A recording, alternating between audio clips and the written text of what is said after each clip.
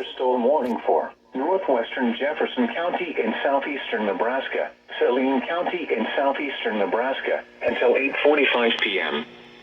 At 8:03 p.m., a severe thunderstorm was located 4 miles south of Exeter, or 21 miles southeast of York, moving southeast at 35 miles per hour. Did I just hear thunder out there? Expected hazards include 60 miles per hour wind gusts and quarter-size hail. Does look pretty bad out there. This is a radar-indicated threat.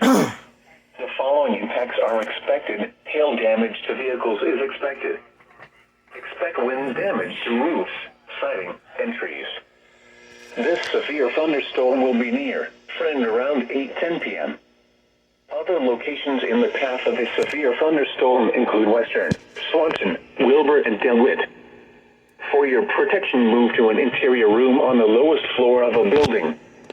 Repeating, a severe thunderstorm warning has been issued until 8:45 p.m. for the following counties in Nebraska, Jefferson, and Saline.